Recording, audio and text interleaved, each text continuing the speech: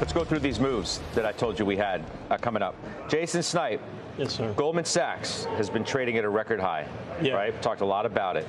You bought more. Why? I did, and it seems like they're hitting record highs every day. Why continue to buy even at these levels? Yeah, so I think what's happened for me, I think banking has clearly, if I look at last year, I think it bottomed last year, right? And I think there's ongoing momentum there. I think private equity, if I look at even their private equity business, which no one talks about, is up 8-fold over the last year.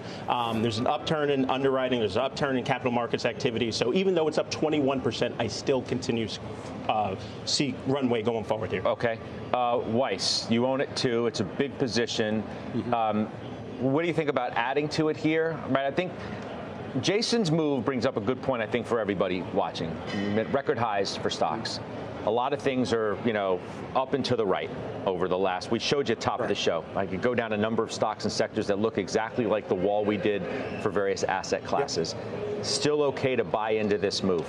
That's the question, even for a Goldman. Yeah, I think it is because of the IPO cycle, the M&A cycle.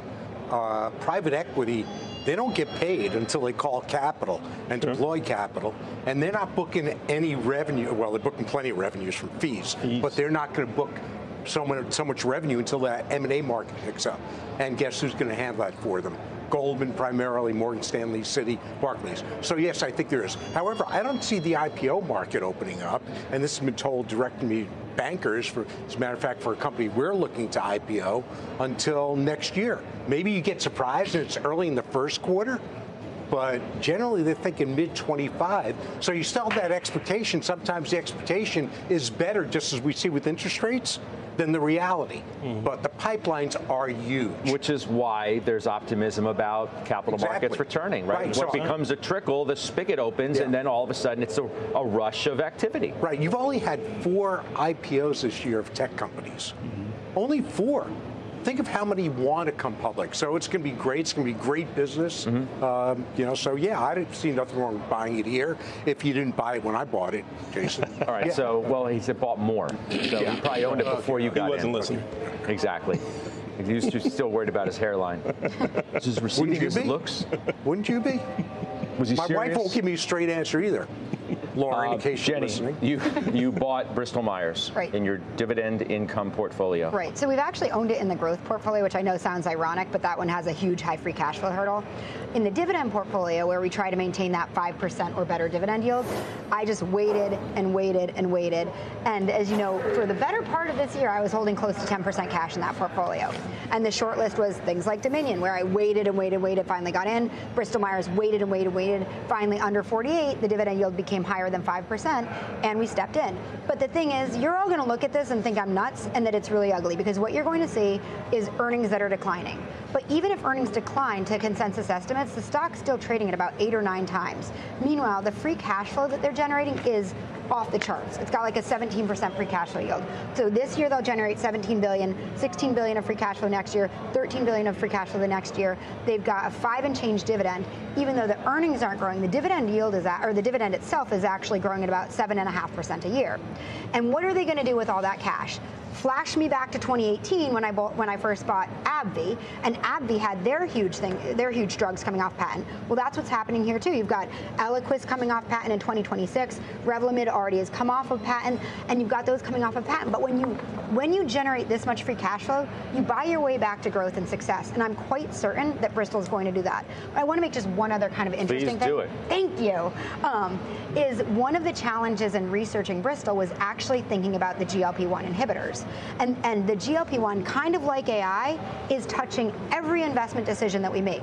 And so when, it used to be, okay, what's their portfolio? Some heart drugs, some diabetes drugs, some cancer drugs, whatever, they're all growing.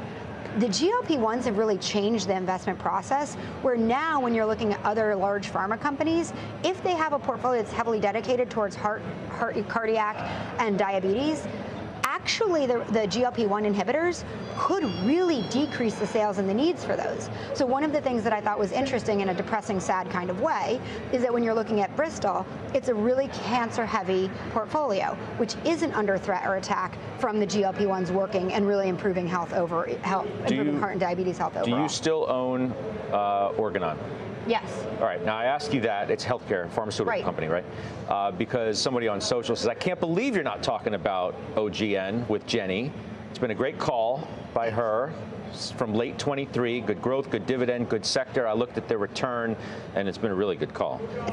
What is it, year to date? Well, about 50%. Well, year to date, 50%. And still has an over 5%. So now we are talking about OGN, okay? Right. Now we are, thank you. So OGN was a spinoff from Merck.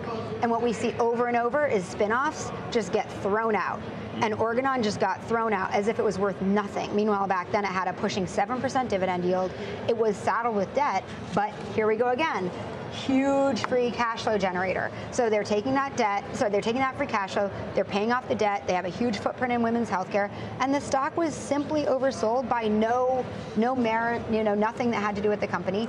But I like these. Like I'm brave and I've got a strong spine, and I don't mind going, into something where people are going to look at it and be like, wow, those are truly ugly earnings.